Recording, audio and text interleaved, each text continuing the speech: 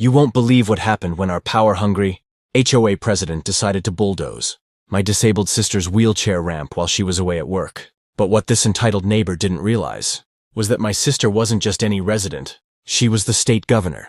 And this was about to become the biggest mistake of Karen's HOA career. But how did the entire neighborhood end up involved in a national scandal?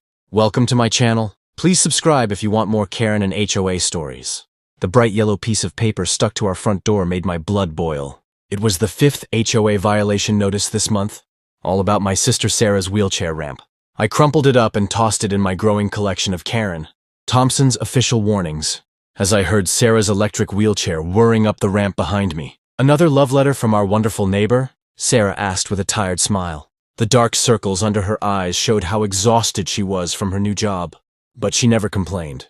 Not about work, not about the car accident that put her in the wheelchair 6 months ago, and not even about Karen's constant harassment. You'd think being HOA president would keep her busy enough without stalking our house, I said, watching through our kitchen window as Karen stood in her driveway, taking pictures of our ramp with her phone. Her perfectly highlighted hair and designer workout outfit couldn't hide the look of pure spite on her face. I remember the day we installed the ramp. We had followed every rule in the book, hired a licensed contractor, got the proper permits from the city, and even used the exact shade of gray paint that matched our house trim. But Karen showed up before the concrete was even dry, waving the HOA rulebook like it was some kind of magic wand. Section 8, paragraph 3 clearly states that all external modifications must be approved by the board, she had said, her voice dripping with fake concern. We have to maintain our property values, you understand? What really got under my skin was how Karen kept accidentally scheduling the HOA meetings about our ramp for times when Sarah couldn't attend. Not that Sarah could have gone anyway. She was too busy running the state. Yeah, that's right. My sister isn't just any homeowner, she's the governor. But we'd kept that quiet in the neighborhood, wanting to maintain some privacy during her recovery. Last week, I caught Karen measuring the ramp with a tape measure at 6 a.m. When I confronted her, she claimed she was just doing her duty as HOA president. I started documenting everything after that, taking videos, saving her notices, and keeping a detailed log of every interaction. Something in my gut told me we'd need it. This morning was different, though. As I helped Sarah into her car for her physical therapy appointment, I noticed Karen huddled with 2 men in suits near her house, pointing at our ramp and gesturing dramatically. One of them was writing in a notebook, and the other was taking more pictures. I don't like this, I told Sarah. Maybe it's time we let them know who they're really dealing with. Sarah shook her head. I won't use my position to get special treatment. We'll handle this the right way, through proper channels. But as I watched Karen's triumphant smile while she handed thick manila envelopes to the men in suits, I couldn't shake the feeling that following the rules might not be enough this time. I pulled out my phone and started recording, catching Karen's voice carried across our yards on the morning breeze. Yes, we'll need that bulldozer here first thing tomorrow morning. The board has already approved the removal. My heart stopped. They wouldn't really tear down a wheelchair ramp, would they? As Sarah's car disappeared around the corner, I rushed inside to check our security cameras and grab our folder of permits. But what I found in our files would change everything. A discovery that would make Karen wish she'd never heard of. I was eating breakfast when I heard the rumbling of heavy machinery outside our house. My spoon clattered against the bowl as I rushed to the window, and my heart nearly stopped. There was Karen, standing in our front yard with her signature red blazer and perfectly styled blonde hair, pointing at our wheelchair ramp, while a man in a construction hat nodded along. I grabbed my phone to record everything as I ran outside. The morning sun was barely up and most of our neighbors were still asleep. A bright yellow bulldozer sat idling in our driveway, its metal blade gleaming menacingly. 2 workers in orange vests were measuring the ramp with bright yellow tape measures, while Karen clutched a stack of papers to her chest like they were made of gold. What do you think you're doing? I called out, my voice shakier than I wanted it to be. Karen's face lit up with that fake smile she always wore at HOA meetings. Oh good, you're home, she chirped, walking towards me in her designer heels that sank slightly into our fresh grass. I have here an emergency order from the HOA board. This structure is in direct violation of Community Guidelines Section 4.2.3. She waved a paper in my face, but pulled it back before I could grab it. I took a deep breath, just like Sarah taught me during her campaign speeches. Karen, we submitted all the proper paperwork. We have approval from the city. The city isn't the HOA. Dear, she cut me off, her smile never wavering. And as president of the board, it's my duty to maintain our community standards. This ramp is an eyesore that's bringing down property values. Just look at how it clashes with the neighborhood aesthetic. The bulldozer revved its engine, and I felt my stomach drop.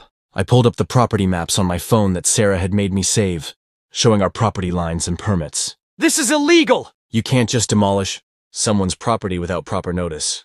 Or a court order. But Karen just laughed, a high-pitched sound that made my skin crawl. Notice was given 3 weeks ago via certified mail. We have the receipt right here. She pulled out another paper, showing a signature I'd never seen before. I frantically dialed Sarah's number, but it went straight to voicemail. Of course, she was in that closed-door budget meeting today. I tried her assistant, her security team, anyone I could think of, but nobody was answering. The construction workers started placing orange cones around our driveway. One of them looked uncertain, checking his paperwork multiple times. I noticed him whispering to his colleague, pointing at something that didn't seem right.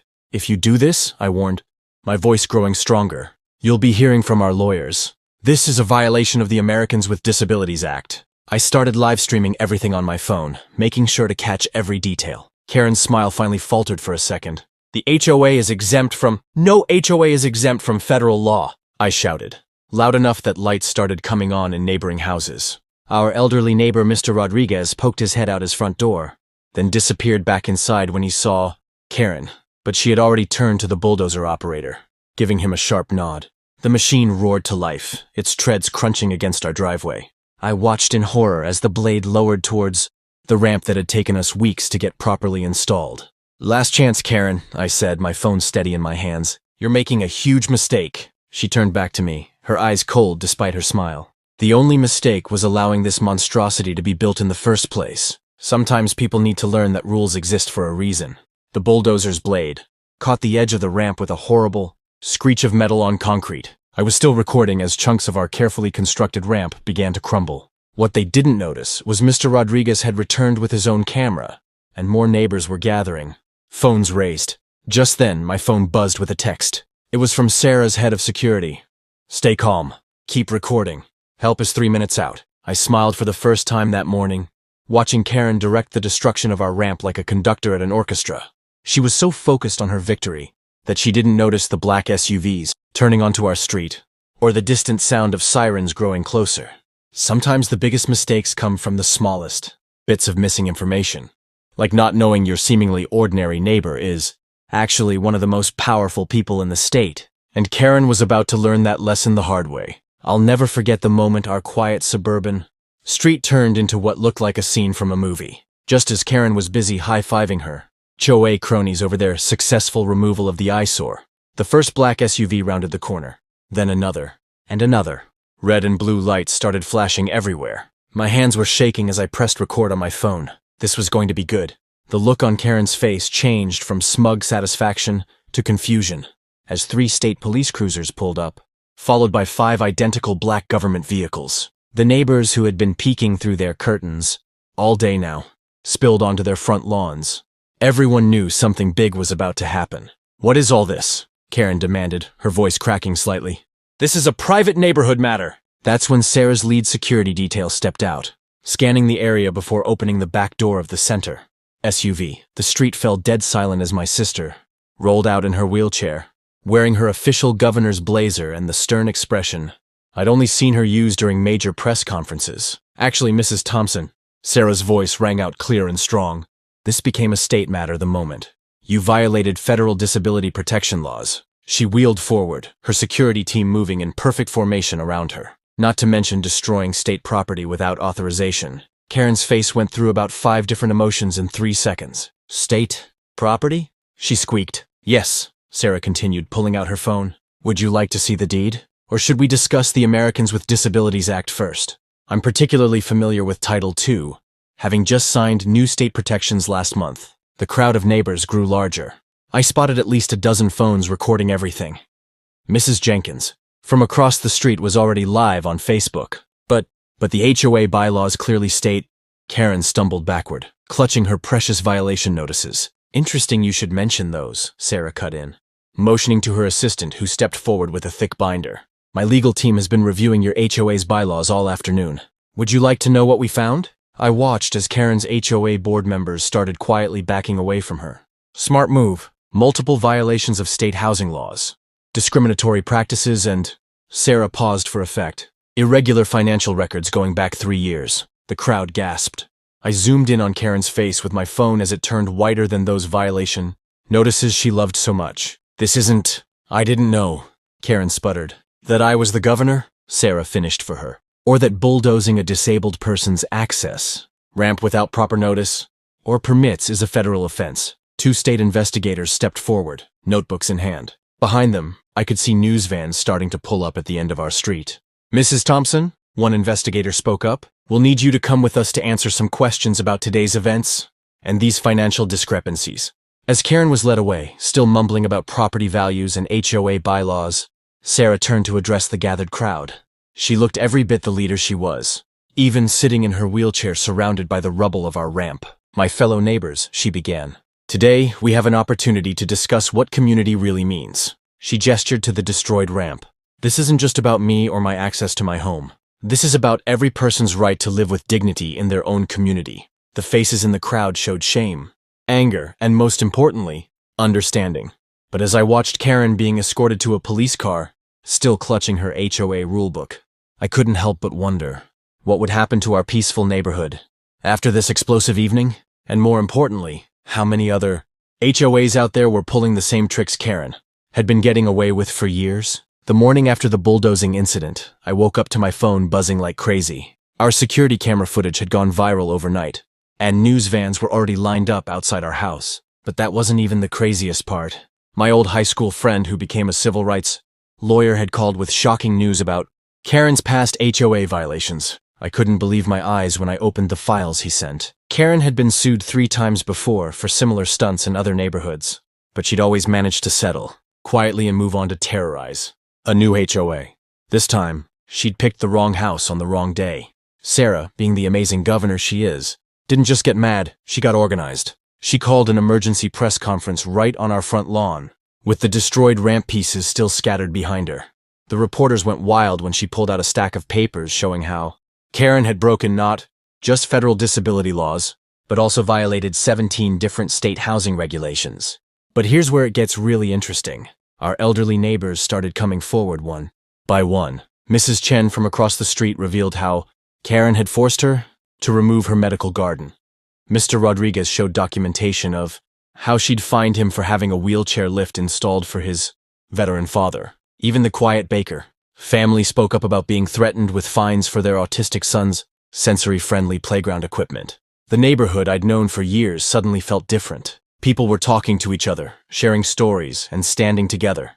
Karen tried to call an emergency HOA meeting to address these unfounded accusations, but nobody showed up except her 2 loyal followers from the board.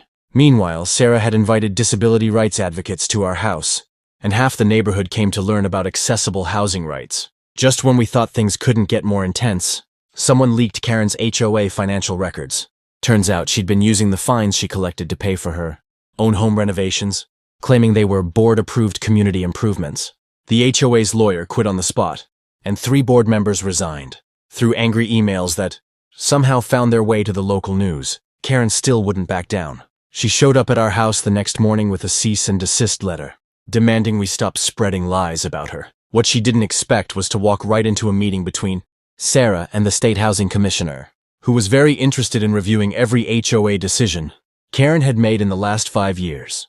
The look on Karen's face when she realized her HOA reign of terror was crumbling around her was almost worth all the drama, almost. But the best part was watching our neighbors put up support accessible housing signs in their yards, one by one, until Karen's house stood alone without one. The news helicopters circling overhead captured it all. And by sunset, our story had made national headlines. As I watched more neighbors gather on our lawn that evening, sharing stories and planning a new inclusive HOA, I couldn't help but wonder, how had one wheelchair ramp sparked such a massive change? But the night wasn't over yet. Sarah had just received some interesting documents about the bulldozing company's connection to Karen's private contracting business. The next morning, I woke up to hundreds of messages from neighbors sharing their own HOA horror stories. My phone kept buzzing with news reporters wanting to talk about what happened. But what really caught my attention was the email from Mrs. Rodriguez, our elderly neighbor who Karen had fined last month for having a garden gnome. She had proof of Karen breaking other laws too. I printed out every HOA rule and spent the whole day highlighting the parts Karen had ignored. Sarah's legal team found out Karen never even filed the right papers to become HOA president. She just took over when the old president moved away, and nobody dared to question her. The more we dug, the more dirt we found. Then something amazing happened. Our story reached Tommy Chen, a famous YouTube lawyer who makes videos about unfair housing rules. He flew in to meet with Sarah and offered to help us sue Karen and the HOA for free. His video about our case got millions of views in just one day. Karen tried to save herself by calling an emergency HOA meeting. But this time was different. Instead of her usual empty room with 2 sleepy neighbors, the community center was packed. People who'd never spoken up before shared stories of Karen's bullying. Mr. Jenkins showed pictures of his daughter's treehouse that Karen made him tear down. The Wilson family talked about their Christmas lights Karen said were too bright. Sarah rolled up to the microphone and didn't just talk about the ramp. She revealed her big plan. She'd been working on a new law to protect homeowners from HOA abuse. The room erupted in cheers when she announced it would be called the Right to Home Happiness Act. But the best part? Our security camera footage showed Karen had lied on official papers about getting permission to bulldoze the ramp. That's when her own lawyer dropped her case. 2 days later, we watched Karen pack up her prized rose bushes, the ones she'd forced everyone else to copy, and move away. The new HOA board is amazing. They turned the old violations office into a community help center. Now, instead of sending fines, they send welcome baskets to new neighbors. They even started a program to help elderly residents with home repairs. Sarah's ramp got rebuilt, but better than before. Local artists painted it with beautiful flowers, and it has cool lights that make it glow softly at night. Kids from the neighborhood actually think it's the prettiest thing on our street. Last week, Sarah held a barbecue for the whole neighborhood in our backyard. Watching everyone laugh and share food where Karen once stood yelling about grass height. Rules made me realize something huge. Sometimes the worst moments lead to the best changes. Remember that bulldozer company? They now offer free ramp installations to disabled residents across the state, and their CEO personally apologized to Sarah. They even started a scholarship fund for students studying disability rights law. The biggest surprise came yesterday. I got promoted to run the state's new homeowner protection office. My first job? Teaching other neighborhoods how to turn their HOAs from bullies into helpers. Sarah says we're just getting started, and you know what? Looking at how much has changed in just 1 year, I believe her. Our story even made it into school textbooks as an example of standing up to unfair rules. But the real victory isn't in the headlines or the new laws. It's in the little things. Like seeing Mrs. Rodriguez's garden gnome army grow bigger every week, or watching kids play freely on their front lawns without fear of violation notices. Karen's old house just sold last week. The new family? They have 3 kids, 2 dogs, and guess what's in their front yard? A wheelchair ramp for their grandmother. Nobody complained. Instead, 5 neighbors showed up to help them unpack. That's when I knew we didn't just change an HOA, we changed minds.